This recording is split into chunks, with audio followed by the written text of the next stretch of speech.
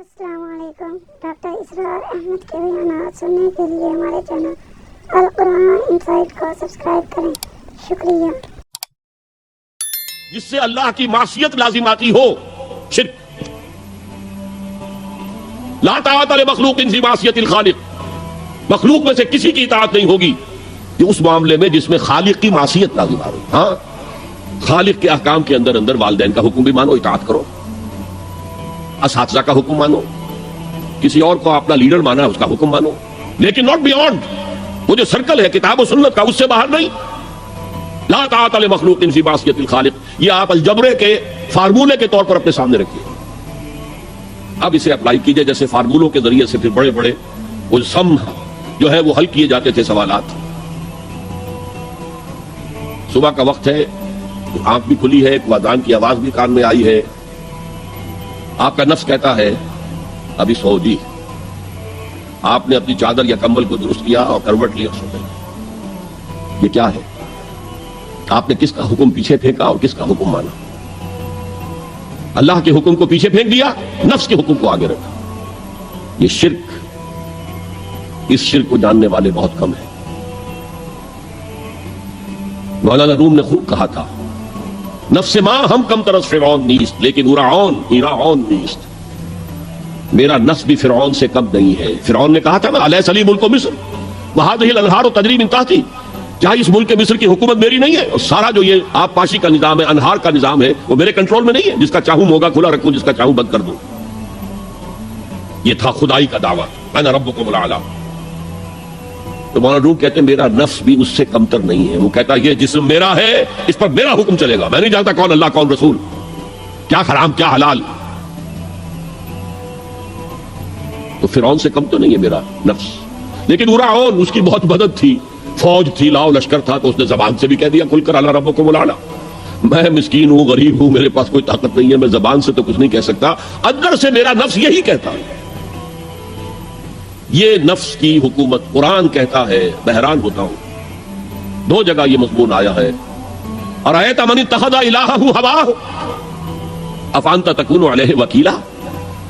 اے نبی، تم نے دیکھا اس شخص کو، اس کے حال پر غور کیا جس نے اپنی خواہش نفس کو اپنا الہ بنا لیا۔ اللہ اکبر، الہ لا الہ الا اللہ، کلمہ توحید کا مرکزی لفظ یہاں آ رہا ہے۔ من اتخذ الہہ ہواہ، جس نے اپنی خواہش نفس کو اپنا معبود بنا لیا، الہ بنا لیا۔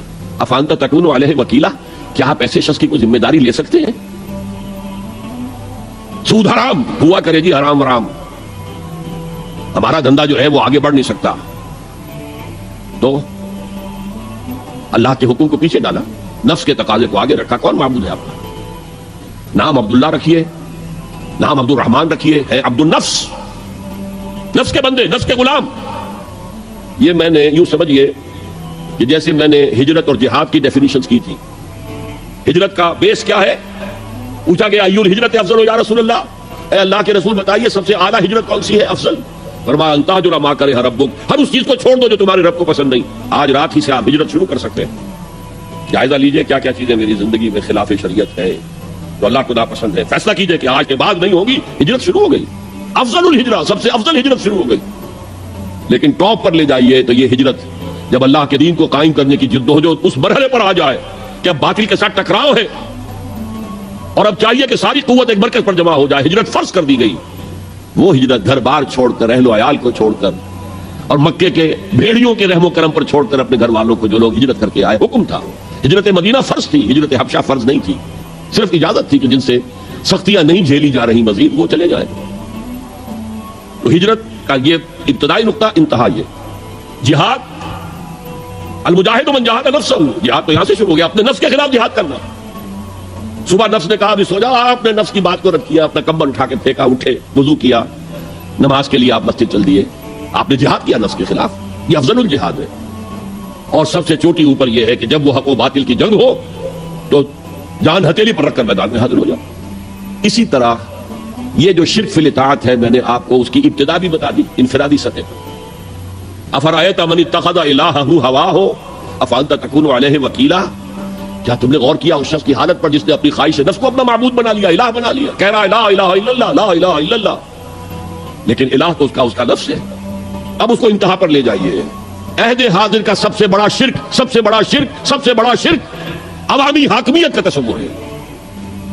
حاکم اللہ کے سوا کوئی نہیں. ان الحکم الا للہ. ظاہر بات ہے فرعون نے اگر دعویٰ کیا تھا میں تمہارا خدا ہوں, انا ربکم الاعلی, تو کیا اس کا مطلب یہ تھا کائنات میں نے پیدا کی, تمہیں میں نے پیدا کیا؟ ذرا سوچیے. کیا وہ بزرگ موجود نہیں ہوں گے جنہوں نے اسے دیکھا ہو کہ آج اس کی ولادت ہوئی تھی, کل اس کی کوئی اور سری بنی ہوئی تھی؟ یہ کیسے دعویٰ کیا تھا؟ میرا حکم چلے گا, میں نہیں جانتا. علیہ سلیم ملک مصر کی حکومت میری ہے کہ نہیں؟ یہ دعویٰ تھا, یہ خدائی کا دعویٰ. کسی زمانے میں وہ فرد ہوتے تھے, نمرود ہوتے تھے, نماردہ, فراعنہ. جمال عبد الناصر نے نعرہ لگایا تھا نحن ابناء الفراعنہ, بڑے فخر کے ساتھ ہم فرعونوں کی اولاد. اور صدام نے لگایا تھا نعرہ نحن ابناء النماردہ, ہم نمرودوں کی اولاد. عراق کے بادشاہوں کا لقب نمرود تھا اور مصر کے بادشاہ فراعنہ تھے, فرعون تھے. زمانے کا جب ارتقا ہوا ہے اور اس میں فیصلہ کن کام جو ہے وہ حضور نے صلی اللہ علیہ وسلم, جب حضور کی حیات طیبہ کے بعد خلافت انفرادی سے اجتماعی ہو گئی. جب تک نبوت جاری تھی نبی ہی خلیفہ ہوتا تھا اللہ کا, اس کی ہاٹ لائن اللہ کے ساتھ وحی کی لگی ہوئی ہے, ادھر سے حکم آتا ہے وہ امپلیمنٹ کرتا ہے, جہاں اس کا حکم نہیں ہے وہ اپنا بیسٹ ججمنٹ استعمال کر کے فیصلہ کرتا ہے. یہی ہے وائس جرنسی, یہی ہے خلافت, ایسنس آف خلافت یہی ہے. جیسے وائس رائے دلی میں ہوتا تھا, ہمارا بادشاہ یا ملکہ تو انگلستان میں ہوتے تھے. اب جو ہز میجسٹیز گورنمنٹ یا ہر میجسٹیز گورنمنٹ سے حکم آیا, وائس رائے اس میں کوئی تغیر و تبدل نہیں کر سکتا. He has to implement it as such. جہاں کوئی حکم نہیں ہے تو وہ مقام پر بیٹھا ہے, آن دی اسپاٹ ہے, حالات کو دیکھے اور جو مملکت اور کنگڈم کی مصلحت میں سب سے بہتر نظر آئے وہ فیصلہ کر لیں. لیکن حضور پر نبوت ختم تو خلافت کلیکٹیو ہو گئی, خلافت المسلمین. اگرچہ شروع میں امیر المومنین کہا جاتا تھا, کچھ عرصے کے بعد خلیفت المسلمین یہ اصطلاح جو ہے وہ عام ہوئی. اسی طرح انفرادی ملوکیت کی بجائے اجتماعی ملوکیت کا تصور جو ہے شیطان نے پٹی پڑھائی. ابلیس کی مجلس شورا جو اقبال کی بڑی ہی جو سمجھیے کہ اہم ترین نظموں میں سے ہے, امت مسلمہ کے نام پیغام پر مشتمل وہ نظم جو ہے, اور وہ ان کی آخری ایام کی ہے, اور وہ ان کی زندگی میں چھپی بھی نہیں تھی, ارمغان حجاز ان کے انتقال کے بعد چھپی, جس میں آخری جو کلام تھا فارسی اور اردو دونوں کا جمع کر دیا گیا, ورنہ اس سے پہلے فارسی علیحدہ چھپتی تھی کتابیں, اردو کی علیحدہ, لیکن اب اتنا کم تھا کہ ان کے لیے علیحدہ کتابیں شائع کرنا مناسب نہیں سمجھا گیا. ابلیس نے مجلس شورا بلائی. ایک مجلس شورا کے جو رکن نے کہا کہ دیکھو جمہوریت کا دور آ گیا ہے, اب ہماری ابلیسیت کو تو بڑا خطرہ ہے, ابلیسی نظام تو ختم ہو جائے گا. جمہوریت توڑ دی بندوں نے آقاؤں کے خیموں کی تناب. یہ تو عوام نے جو ہے اپنے آقا بیرنز لارڈز اور بادشاہوں کے خیموں کی تنابیں توڑ دی, گرا دیے خیمے. یہ تو انقلاب آ رہا ہے. میرے آقا وہ جہاں زیر و زبر ہونے کو ہے, جس جہاں کا ہے فقط تیری سیاست پر مدار. ابلیس کیا کہتا ہے بڑے ٹھنڈے انداز میں, ہم نے خود شاہی کو پہنایا ہے جمہوری لباس, جب ذرا آدم ہوا ہے خود شناس و خود نگر. آج آدمی میں ایک سیلف امپورٹنس پیدا ہو چکی ہے. یہ بادشاہ کون ہوتے ہیں جو ہمارے سروں پر مسلط ہے, محلوں میں رہتے ہیں, عیش کرتے ہیں, جو خون پسینہ جو ہے وہ کسان کر رہا ہے. ابھی انڈسٹریل ریولوشن تو نہیں ہوا تھا, وہ ساری بات جو تھی وہ زرعی معیشت تھی. خون پسینہ وہ کرتا ہے, فصل میں سے لائنز شیئر آ کر بیرن اور لارڈ وہ لے گیا, اور اس میں سے ایک حصہ اس نے بادشاہ کو پکڑا, ایک اپنے پاس رکھا. ظالمانہ نظام ہے. تو ہم نے دیکھا کہ انسانوں میں کچھ شعور پیدا ہو گیا, خود شعوری. تو ہم نے ملوکیت کو ڈھال دیا نئے سانچے میں, ہم نے خود شاہی کو پہنایا ہے جمہوری لباس. وہ گندگی جو فرعون کے سر پر ٹنوں کے حساب سے رکھی ہوئی تھی, ہم نے کہا تولا تولا سب میں تقسیم کر دو, ایک ایک ووٹ سب کے ہاتھ میں دے دو اور کہہ دو تم حاکم ہو. ہم نے خود شاہی کو پہنایا ہے جمہوری لباس, جب ذرا آدم ہوا ہے خود شناس و خود نگر. تو نے کیا دیکھا نہیں مغرب کا جمہوری نظام, چہرہ روشن اندرون چنگیز سے تاریک تر. It is the dictatorship of the capitalist, جسے جمہوریت کا نام دیا جا رہا ہے. کھیل ہے, تماشا ہے. تو آج کی دنیا کا سب سے بڑا شرک اسے کوئی جانتا ہی نہیں. وہ شرک فی العقیدہ ان کو معلوم ہے, اور اس کے اوپر فتوے بھی وہ لگا دیں گے. کوئی قبر کے سامنے کھڑے ہو کر کوئی دعا کر رہا ہے, کسی کو رکوع کر لیا, کسی نے سجدہ کر لیا, تو خیر ٹھیک ہے, وہ تو ایک شرک جلی ہو رہا ہے, وہ تو معلوم ہے, اس کی نفی ہو رہی ہے. لیکن یہ وہ تھے شرک جو پہلے تھے. آج کا شرک بالکل اور ہے. آج کا شرک دو میں گنوا دیتا ہوں آپ کو. ایک ہے عوامی حاکمیت کا تصور, ایک ہے مادہ پرستی کا تصور. مادے پر سارا توکل اور اعتماد ہے, اللہ پر کہاں توکل رہا, کہاں اعتماد رہا. میٹیریلزم یہ ایک مذہب ہے، یہ ایک فلسفہ ہے. بہرحال اطاعت کے ضمن میں شرک فی الاطاعت کیا ہے؟ انفرادی سطح پر نفس پرستی، نفس کو اپنا معبود بنا لینا. اجتماعی سطح پر عوام کی حاکمیت، بدترین شرک. اب آئیے محبت، شرک فی المحبت کیا ہے؟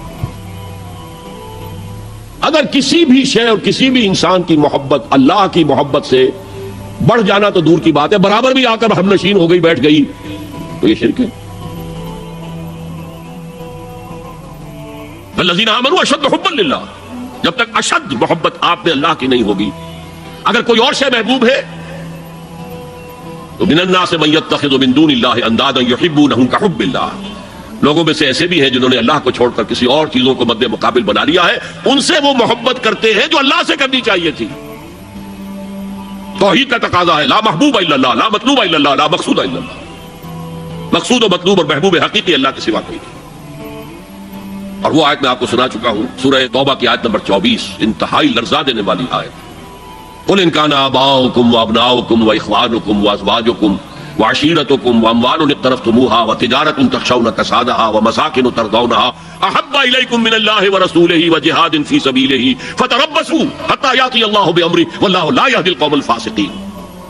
اے نبی ان کے کان کھول دیجئے، اچھی طرح سنا دیجئے کہ اے لوگو، اے ایمان کے دعوے دارو، اگر تمہیں اپنے باپ، اپنے بیٹے، اپنے بھائی، اپنی بیویاں یا بیویوں کے لیے شوہر، اور اپنے رشتہ دار، اور اپنے وہ مال جو بڑی محنت سے کما کر کھتے بھرے ہوئے ہیں، اور اپنی وہ تجارت جس کی کساد بازاری کا تمہیں اندیشہ رہتا ہے مندہ نہ ہو جائے، اور اپنے وہ محل، اپنی حویلیاں جو تم نے تعمیر کی ہیں اور بہت تمہیں محبوب ہیں، انہیں خوب فرنش کیا ہے، اگر یہ 8 چیزیں محبوب تر ہیں اللہ سے اور اللہ کے رسول سے اور اللہ کی راہ میں جہاد سے، تو جاؤ دفعہ ہو جاؤ، وہاں بیٹھ کر انتظار کرو یہاں تک کہ اللہ اپنا فیصلہ سنا دے. اور اللہ ایسے فاسقوں کو کبھی ہدایت نہیں دے گا.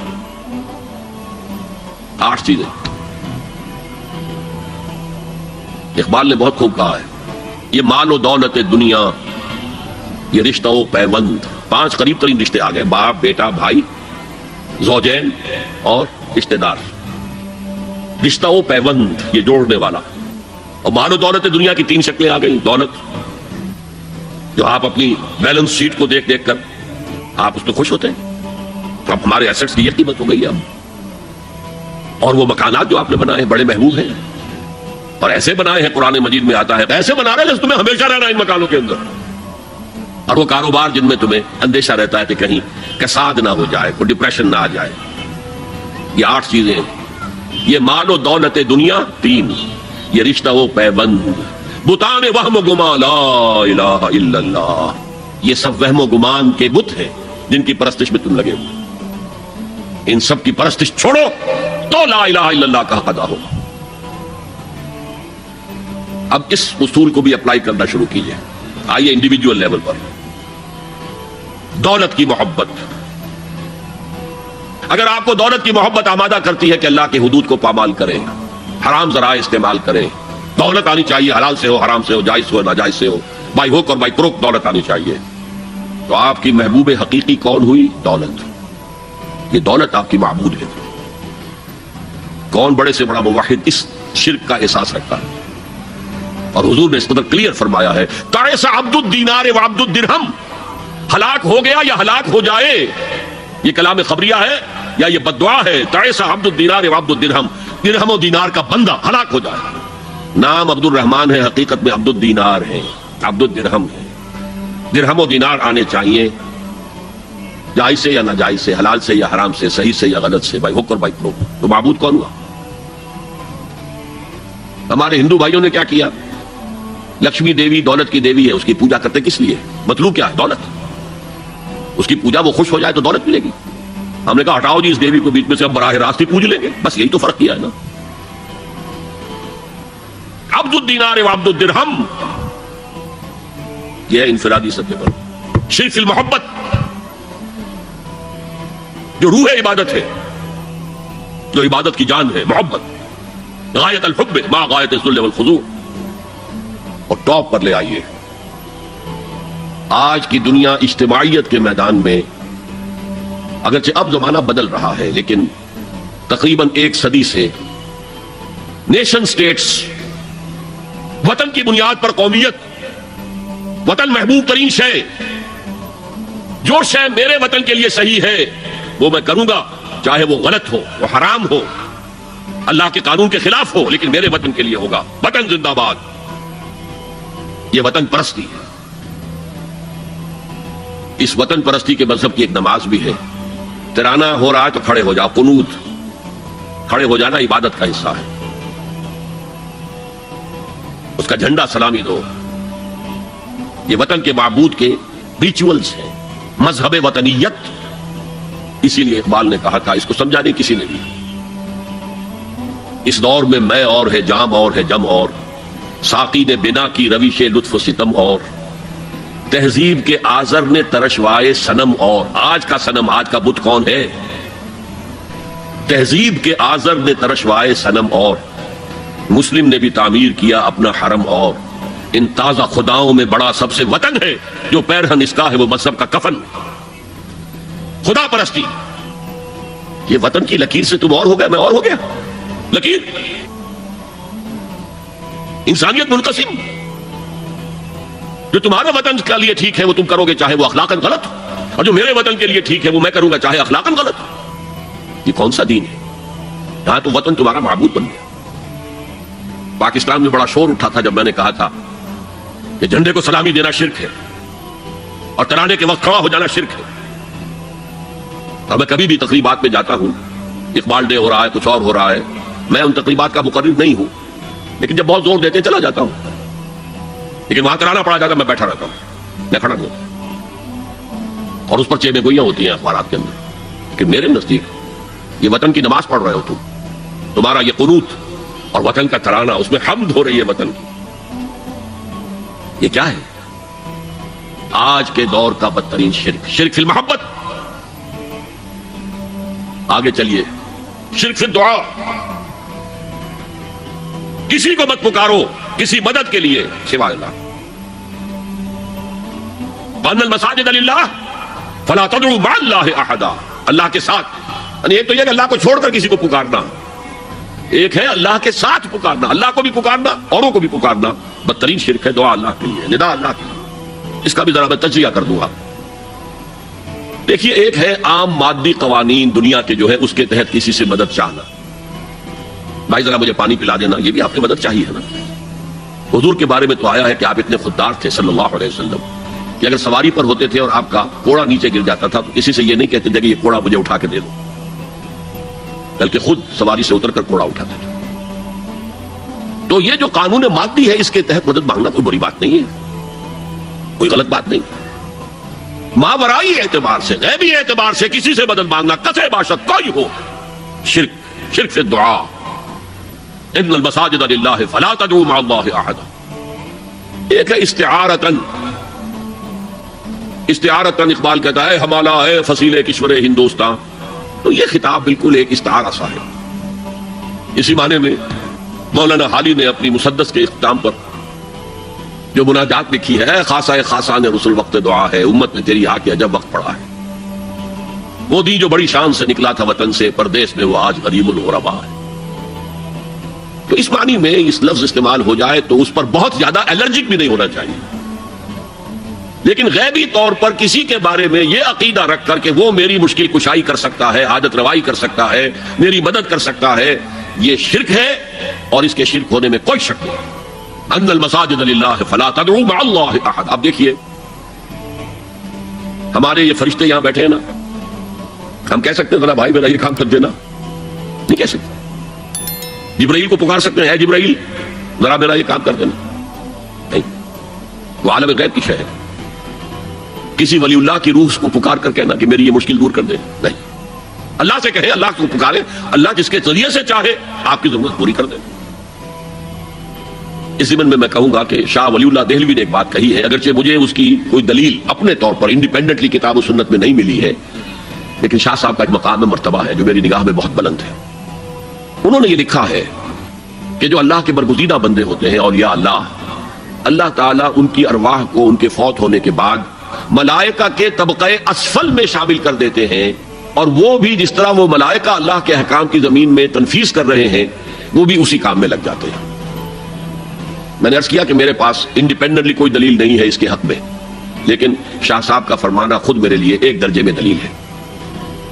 لیکن یہاں ایک تو یہ نوٹ کرنے کا، ملائکہ کا طبقہ اسفل، ملائکہ کا سب سے نچلا طبقہ، اور اللہ کے حکم کی تنفیذ کرتے ہیں تو فرشتے کر رہے ہیں، وہ بھی ہوں، ہمیں سے کیا غرض ہے؟ ہم نہ فرشتے کو پکار سکتے ہیں اور نہ کسی ولی اللہ کو پکار سکتے ہیں، پکارو اللہ کو۔ قال ربکم ادعونی استجب لکم ان الذین یستکبرون عن عبادتی سیدخلون جہنم داخرین۔ تمہارا رب کہتا ہے مجھے پکارو، مجھ سے مانگو، میں تمہیں دوں گا، تمہاری دعا سنوں گا، قبول کروں گا۔ اور جو بربنائے تکبر مجھ سے نہیں مانگتے وہ جہنم میں داخل ہوں گے ذلیل و خوار ہو کر۔ حضور نے ایک بات مجھے متن یاد نہیں ہے، بہت پیاری فرمائی، دیکھو انسانوں سے تم مانگتے ہو کچھ تو ایک دفعہ تو اس کے ماتھے پر تیوری پر بل پڑ ہی جاتا، یہ کیوں میرے سامنے ہاتھ سوال کیا، کیوں مجھے سے مانگ رہا ہے، چلیے بعد میں کچھ وہ دے ہی دے، لیکن ناگوار گزرتا ہے۔ ارے اس سے مانگو جو کہتا ہے کہ مجھ سے مانگو اور میں دوں گا، وہ نہ مانگنے پہ ناراض ہے، اس سے نہیں مانگتے۔ رات کے آخری ساعتوں میں، یا جسے آپ کہتے ہیں the small hours of the morning، حدیث میں آتا اللہ نزول جلال فرماتے، جس کو ہم نہیں جانتے کیسے نزول ہوتا ہے، ذات باری تعالیٰ اس کے متعلقات کے بارے میں جو بات آ گئی قرآن میں حدیث میں وہ ہم مانتے ہیں، کیسا یہ ہم نہیں جانتے، اس کا ہاتھ ہے کیسا ہم نہیں جانتے، اس کا چہرہ ہے کیسا ہم نہیں جانتے، اس کی ساق ہے، اس کی پنڈلی ہے کیسی ہم نہیں جانتے، وہ سنتا ہے کیسے سنتا ہے ہم نہیں جانتے، کیا اس کے کان ہیں، کیا اسے بھی ساؤنڈ ویوز کی ضرورت ہے سننے کے لیے، وہ دیکھتا ہے کیسے دیکھتا ہم نہیں جانتے، وہ اترتا ہے کیسے اترتا ہم نہیں جانتے، جو قرآن میں آ گیا حدیث میں آ گیا مان لیجئے بس، باقی یہ متشابہات میں سے ہے، اس کی کھود کرید میں پڑو گے تو فتنے میں مبتلا ہو جاؤ، ابتغاء الفتنۃ وابتغاء تاویلہ۔ لہذا حدیث میں آتا ہے کہ رات کے آخری ساعتوں میں اللہ سمائے دنیا تک نزول فرماتے ہیں، اور پھر ندا لگتی ہے حل من سائل فاعطیہ، ہے کوئی سوال کرنے والا مانگنے والا کہ میں اسے دوں، حل من مستغفر فاغفر لہ، ہے کوئی گناہوں کی معافی چاہنے والا کہ میں اسے معاف کر دوں۔ ہم انٹا غفیل سو رہے ہیں، ہم تو مائل بکرم ہے، کوئی سائل ہی نہیں، راہ دکھلائیں کسے، رہنم منزل ہی نہیں، راہ کسے دکھا، اللہ کے راستے پر چلنے کا فیصلہ کرو، اللہ کی راہ میں جہاد کا فیصلہ کرو، پھر اللہ راستہ کھولے گا، والذین جاہدوا فینا لنہدینہم سبلنا، وہ لوگ کہ جو ہمارے راستے میں جہاد کریں، محنت کریں، مشقتیں کریں، ہم لازماً ان پر اپنے راستے کھولتے چلے جائیں۔ تو دعا شرک فی الدعا، مانگو صرف اللہ سے، اللہ سے، اللہ سے، وہ چاہے کسی فرشتے کے ذریعے، چاہے کسی فوت شدہ ولی اللہ کی روح کے ذریعے سے، چاہے کسی کو بھی نہیں، براہ راست اپنے حکم سے، اس کی تو قدرت ہے جو چاہے کرے، کن فیکون، وہ جیسے بھی ہو وہ آپ کی ضرورت پوری کرے گا، وہی ہے جو کہ مشکلات کو حل کرنے والا ہے، وہی ہے کہ رزق دینے والا ہے، وہی ہے جو مرض سے شفا دینے والا ہے، پکارو اسی کو، مانگو اسی سے۔ اب آئیے کچھ مراسم عبودیت ہوتے ہیں، مراسم رسم کہتے ہیں کسی چیز کی ظاہری شکل کو، رہ گئی رسم ازاں روح بلالی نہ رہی، فلسفہ رہ گیا تلقین غزالی نہ رہی، یہ قرآن کا بھی ہم اسے رسم الخط کہتے ہیں، رسم الخط، اور یہ حضرت عثمان کے زمانے میں فائنل ہوا ہے کہ یہ اس طریقے سے لکھا جائے۔ تو عبودیت کے اظہار کے لیے کچھ رسومات ہیں، جس میں سے ایک پر گفتگو ہو چکی، قنوت، والقانتین والقانتات، یہ جو ہے اللہ کے حضور میں چاہے ہاتھ باندھے چاہے ہاتھ کھلے ہو، لیکن ذرا جھک کر گردن میں خم کر کے کھڑے ہونا، یہ نماز کے اندر جو قنوت ہے یہ قنوت ہے، یہ بھی اپنی عاجزی کا اظہار ہے، عجز اور تذلل۔ وہ جو ابن قیم کی میں نے ڈیفینیشن آپ کو بتائی، العبادت تجمع اصلین، غایت الحب وغایت الذل والخضوع، حد درجے میں اللہ کے سامنے بچ جانا، جھک جانا، گر جانا، رکوع سجدہ اللہ کے سوا کسی کے لیے نہیں۔ اور اس معاملے میں دین محمدی جو اپنی تکمیل کو پہنچ گیا، الیوم اکملت لکم دینکم واتممت علیکم نعمتی ورضیت لکم الاسلام دینا، آ حضور کی بعثت سے قبل سجدہ تعظیمی جائز تھا، کسی شخص کی تعظیم کے لیے، اس کی عزت کے لیے اس کے سامنے سجدہ کرنا جائز تھا۔ حضرت یوسف کے سامنے ان کے والدین اور 11 بھائی سجدے میں گر گئے، بچپن میں خواب دیکھا تھا اور 40-50 سال بعد اس کی تعبیر بالفعل ایک اس واقعے کے طور پر سامنے آ گئی، سجدہ کرنا۔ جھکنا سجدہ کرنا یہ جائز تھا سجدہ تعظیمی. حضور پر شریعت مکمل، توحید مکمل، اب ہر نوع کا سجدہ حرام مطلق ہے سوائے اللہ کے کسی کو. ہمارے مسلمانوں نے بھی اپنے دور ملوکیت میں سجدہ تعظیمی شروع کرا. عدالت کے اندر بادشاہ کے دربار میں جا رہے ہیں تو سجدہ سر جھکا کر رکوع کی حالت میں. یا آپ کے پڑوس میں جو حیدرآباد کی ریاست تھی سلام کیسے کرتے تھے، کتنے جھکتے تھے، اور پھر وہ جھک کر وہ سلام ہو رہے. یہ مشرکانہ فعل ہے. مغلیہ دربار میں بھی تھا. شیخ احمد سرہندی رحمۃ اللہ علیہ نے کہا غلط ہے، حرام ہے، جائز نہیں. دربار میں شکایت پہنچ گئی. آخر مخبری کرنے والے بھی تھے، حاسد بھی تھے. وَمِن شَرِّ حَاسِدٍ إِذَا حَسَدَ. طلبی ہو گئی، بلایا گیا دربار میں حاضری. اور ایسا اہتمام کیا گیا کہ جب حضرت مجدد آگے آئے بادشاہ تک جانے کے لیے تو درمیان میں ایک دیوار سی حائل کر کے اس میں کھڑکی کھول دی کہ اس میں سے جھک کر گزریں گے نا تو رکوع کسی درجے میں تو ہو جائے گا. رکوع بھی سجدے ہی کی ایک شکل ہے، سجدے کا ہاف کہہ لیجئے. لیکن یہ کہ جب آیات سجدہ آتی ہے قرآن مجید میں تو عام نمازوں میں دیکھتا ہوں کہ وہ آیات سجدہ والی آیات پڑھی نہیں جاتی، حالانکہ ان کی ایک خاص کیفیت ہے.